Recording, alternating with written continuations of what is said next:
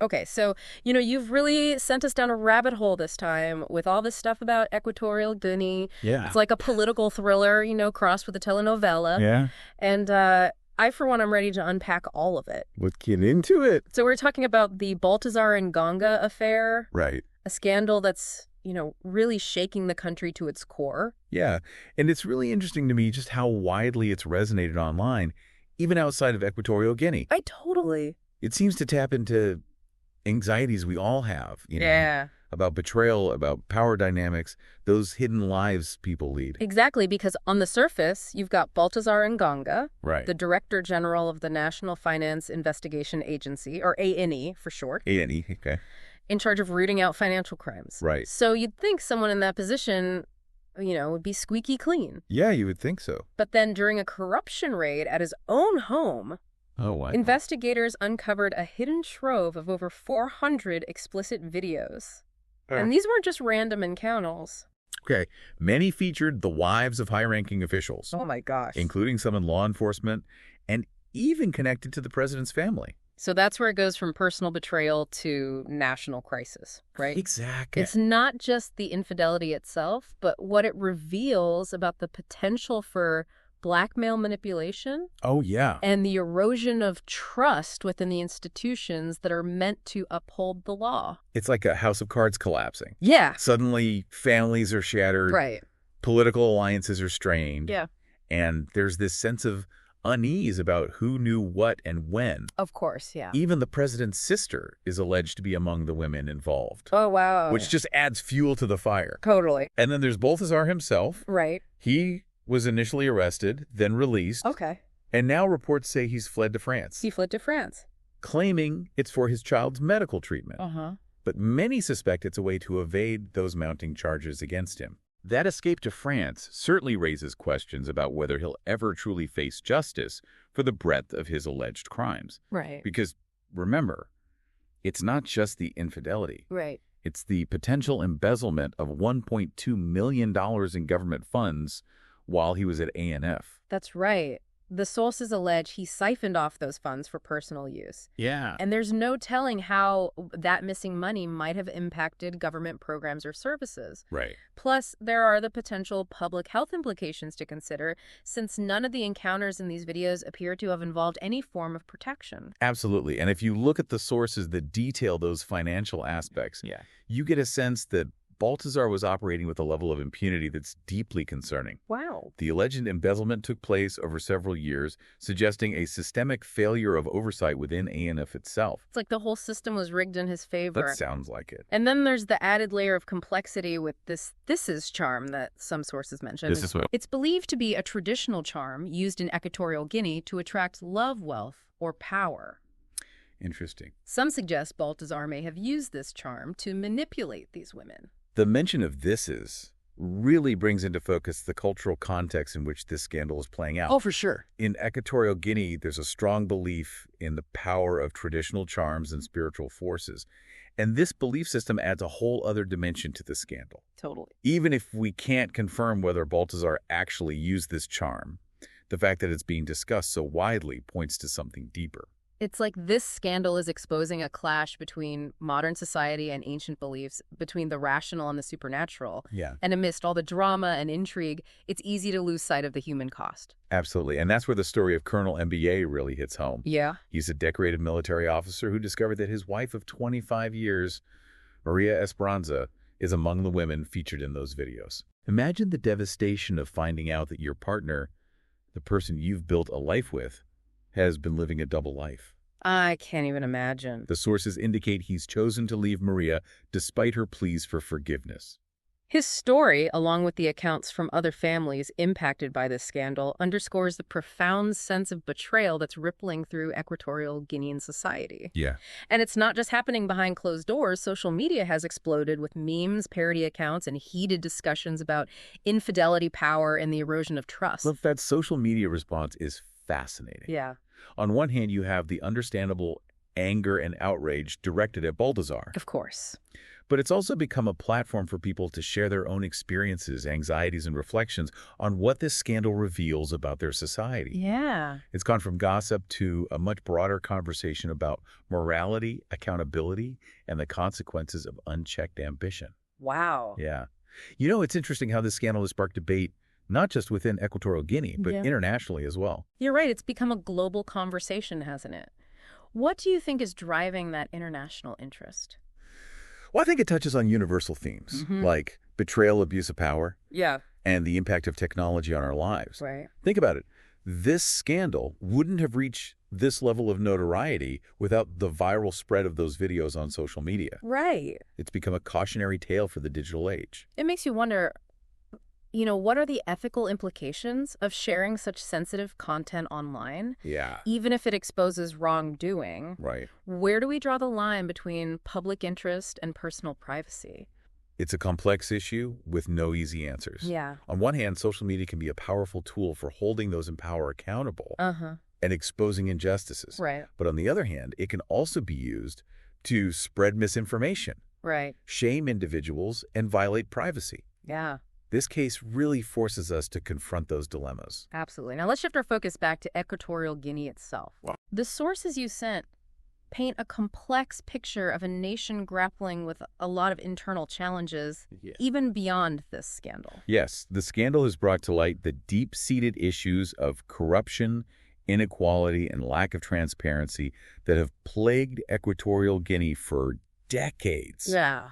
It's a country rich in resources like oil and gas. Right. But that wealth hasn't trickled down to the majority of the population. Yeah. And there's a long history of political repression and human rights abuses. For those who may not be familiar with Equatorial Guinea's political landscape, could you elaborate on that a bit? Certainly the current president, Teodoro Obiang Nguema Mbasogo, has been in power for over 40 years. Wow. Making him the longest-serving head of state in Africa. That's a long time. His regime has faced widespread criticism for its authoritarian practices, suppression of dissent, and lack of democratic processes. So this scandal is unfolding against a backdrop of pre-existing political and social tensions. It is. It makes you wonder, what does this scandal mean for the future of Equatorial Guinea? Could it potentially lead to any meaningful change? It's a crucial question. Some experts believe that this scandal could be a turning point. Okay. A moment that galvanizes the public and forces the government to implement real reforms. Others are more skeptical, arguing that the regime is too entrenched, too adept at maintaining control. Right. And will likely weather this storm, as they have others in the past. It's almost like this scandal has become a litmus test for the country. In a way, it is. A measure of its capacity for change. Will the government respond with genuine efforts to address the underlying issues? Right. Or will they attempt to sweep it under the rug and maintain the status quo? The world is watching to see how this unfolds. Speaking of the world watching, what are the international implications of this scandal? Right. The sources mention that it could damage Equatorial Guinea's reputation on the global stage, potentially impacting foreign investment and the country's economy. That's a very real concern. Equatorial Guinea has long relied on foreign investment, particularly in its oil and gas sector. Okay.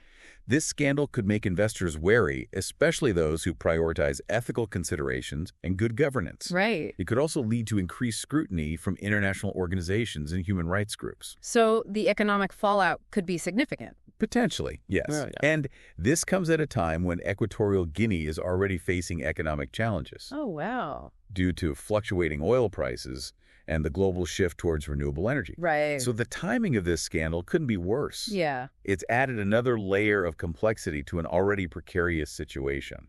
Amidst all the political and economic fallout, let's not forget the personal stories, the human cost of this scandal. Yeah. One of the sources includes a first-hand account from one of the women involved. Okay. It's a heartbreaking story of betrayal, regret, and the devastating consequences of her actions. Her story and others like it remind us that behind the headlines and the political intrigue are real people whose lives have been shattered.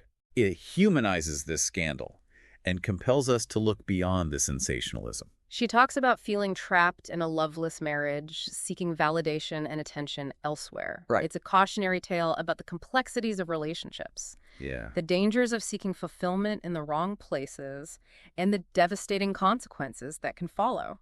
Her account also highlights the societal pressures and double standards that often exist, particularly in a patriarchal society like Equatorial Guinea. Right. While Baltasar faces legal charges, Yeah. the women involved are often subjected to a different kind of judgment, one that focuses on shame, guilt, and the perceived violation of social norms. Yeah. Their reputations are tarnished, their families are torn apart, and they face social ostracism. It's a stark reminder that society often holds women to different standards than men, especially when it comes to infidelity and sexual behavior. Right. It raises important questions about gender roles, power dynamics, Yeah. and the often unequal consequences of actions.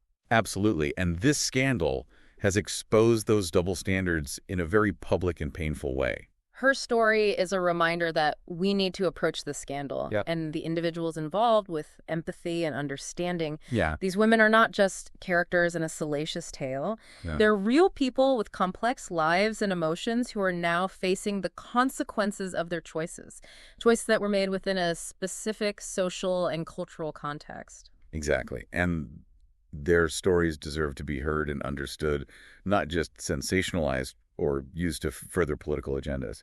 So as we wrap up this part of our deep dive, I'm left wondering about the concept of accountability. Yeah. What does accountability look like in a case as complex as this, where multiple layers of wrongdoing are intertwined? That's a crucial question on an individual level. Yeah. It involves taking responsibility for one's actions and facing the consequences, both legal and personal. Right. For Baltasar, that means facing the legal charges brought against him. Yeah. And potentially serving time for his crimes. But it goes far beyond Baltasar himself. So where else does accountability lie? Accountability also extends to the institutions that enabled his behavior. Right. The government agencies that lacked oversight. Okay. The political system that fostered a culture of impunity. Right. And even societal norms that turn a blind eye to the abuse of power. Yeah. Particularly when it comes from those in positions of authority. So true accountability requires systemic change. It does. A fundamental shift in the way power is exercised and how institutions operate. Exactly. It requires addressing the root causes that allowed this scandal to happen in the first place. Wow. It requires holding those in power responsible for their actions. Right. Fostering transparency and ethical conduct. Yeah. And empowering citizens to speak out against injustice without fear of reprisal. That's a tall order, especially in a country with a history of authoritarian rule. It is. Do you think there's a genuine appetite for that kind of change within Equatorial Guinea? That's the million-dollar question. Yeah. While there's certainly public outrage and calls for accountability, it remains to be seen whether that will translate into sustained pressure for reform. Yeah.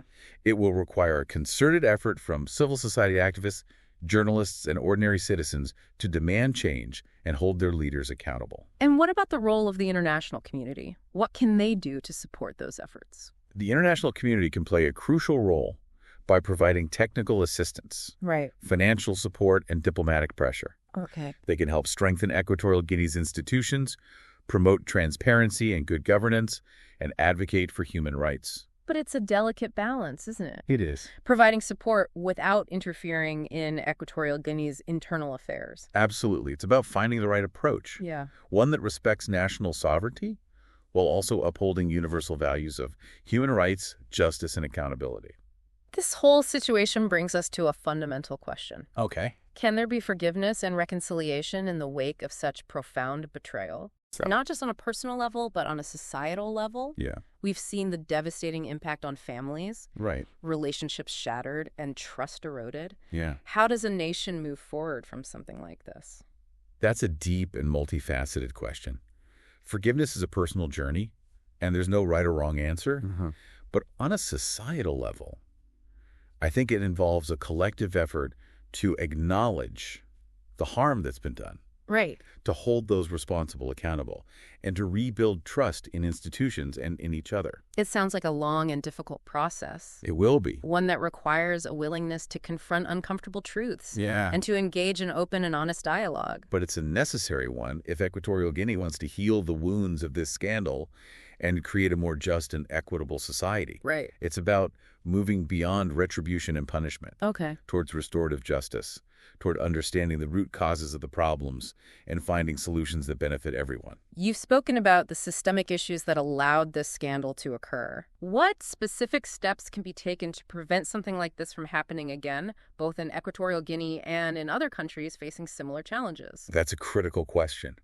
We need to move beyond simply condemning Baltasar's actions and look at the broader context. Right. Strengthening anti-corruption mechanisms is crucial. Okay. This means establishing independent oversight bodies, enacting stricter penalties for financial misconduct, and promoting a culture of transparency within government agencies. It's about closing the loopholes that allow corruption to flourish. Yes. It's about creating a system where power is checked and balanced, where there's accountability at every level. Exactly. And it requires empowering citizens to hold their leaders accountable. Yeah. This can involve protecting whistleblowers, strengthening freedom of the press, and promoting civic engagement. It's about creating a system where people feel safe speaking out against wrongdoing, where their voices are heard, and where they have a genuine say in how their country is run. Absolutely.